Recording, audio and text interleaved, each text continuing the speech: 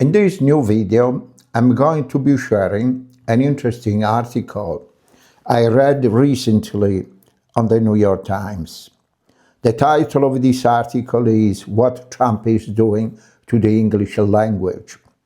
The author of this article is Sarah Kaufman. She also is the author of the forthcoming Verb, Your Enthusiasm, How to Master the Art of the Verb and Transform Your Writing. And this is the article I want to share with you. Are we winning? We've won, President Trump announced at the rally, in a recent rally, as the widening war in Iran started to rock oil markets and supply chain, and Iran escalated attack on tankers and refineries across the Middle East. Let me tell you, Mr. Trump insisted, we've won. What did he mean? Mr. Trump used the past participle of win expresses a completed action. Win can't mean victory when ongoing fighting continues to throw the world economy into chaos. And this instance is one of many in which Mr. Trump uses crisp, straightforward verbs to obfuscate. As a critic and writing teacher, I'm fascinated by the tremendous power of verbs, language's little fireballs, to shape how we understand the world. Verbs rule communication. Many linguists go so far as to see sentences as extensions of verbs with other accouterments. I have observed a set of patterns in the way Mr. Trump speaks and writes over his 2 terms in office that reveal how the president uses verbs to evade responsibility and even proclaim a new form of leadership. Perhaps surprisingly, this is true even when Mr. Trump is proudly, if also prematurely, declaiming military success. Win and a set of other forceful action verbs and verb phrases like tell, hit, crush, destroy, knock, knock out, kill, obliterate account for much of the rock ribbed informal quality Mr. Trump invokes in his speech, which he did even before the country was at war with Iran. He whips up enormous rhetorical energy, not from a large or sophisticated vocabulary, but from the repeated use of dynamic verbs. The drama and emotion in his speech boil up largely from his choice of verbs, including the way he praises violent action. This reached a bizarre, vulgar crescendo in a late night Truth Social post he made recently. They've been killing innocent people all over the world for 47 years, he wrote on the Iranian. And now I, as the 47th President of the United States of America, am killing them. What a great honor it is to do so. And this could be read as a mad ravings, or maybe as just a bad attempt at gallows humor. Certainly it is unusual and possibly unprecedented for a president to make light of action that have left thousands dead and injured, including children and other civilians. President George Bush early off the cuff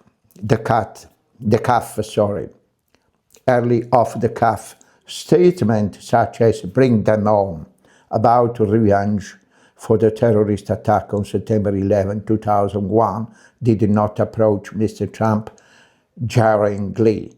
"I want justice," Mr. Bush said at the time, and there is an old poster out west that I recall that said "wanted," dead or alive. Though he only implied bloodletting, Mr. Bush came to regret those remarks during the course of the Iraq War and vowed to avoid sending wrong impression about our country, revealing publicly of a killing and claiming that verb to describe one's personal activity undermines norms of democratic leadership. It's unusual even for the world's despots.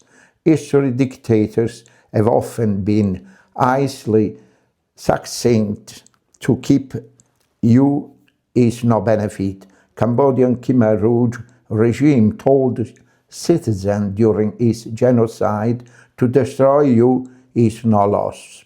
That kind of dispassionate and eerily thought through way with the words is not in Mr. Trump wheelhouse. His style is experimental and impulsive.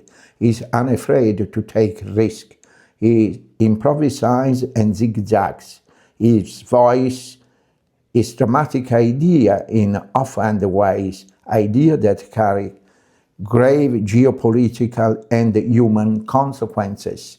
I do believe I will be having the honor of attacking Cuba, Mr. Trump told the reporter at the White House on March 16. In the equivalent of a verbal shoulder shrug, taking Cuba, I mean, whether I free it, take it, he repeats take, an aggressive word while keeping its meaning hidden. Is he considering capturing the island, the president, as he did with the Venezuela, attacking the infrastructure as in Iran, or simply dragging out the economic torture to a brutal end? Compare this approach with that of President Barack Obama, when he tends to guide his audience to an argument with verbs pointing to specific policy measure and other concrete action. We are going to help bring jobs and growth to hard-hit neighborhoods by giving tax breaks to business owners to invest and die in those neighborhoods.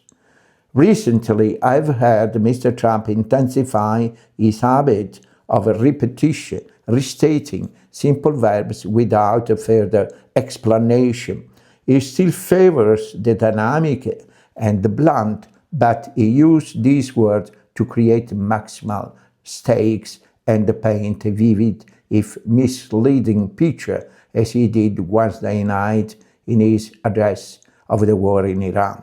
Our enemy are losing, and America, as it has been for 5 years under my presidency, is winning, and now winning bigger than ever before.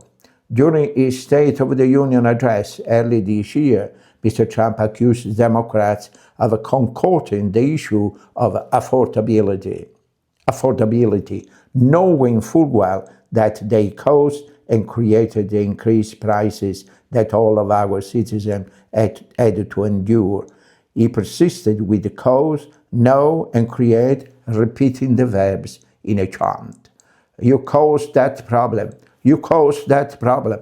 They knew their statement were a lie. They knew it. They knew their statement were a dirty, rotten lie. Their policies created the high prices.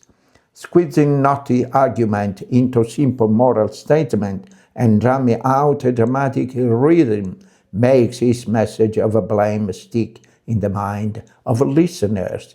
It also bears the marking of his reality TV background, bullying, aggression, and hyperbole. Yet the president did not elaborate on how his target caused the problem. He offered no details to back up his accusation. The verbs were a dead end. I don't think Mr. Trump is unsophisticated in the way he wields language. Far from it.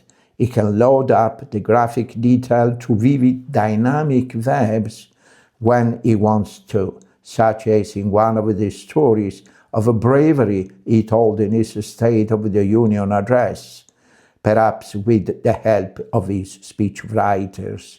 He absorbed 4 agonizing shots, shredding his leg into numerous pieces, and even as he was gushing blood, which was flowing back down the aisle, helicopter lens at a steep angle. The machine guns stood right in front of him.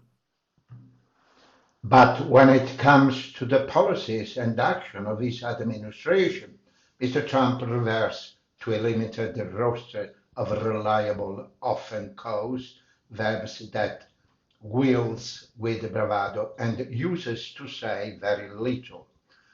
There is a morality to verbs, especially in political speech.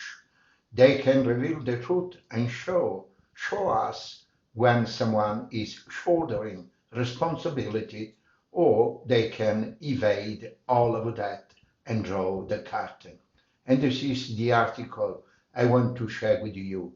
Thank you so much for watching. See you in the next video.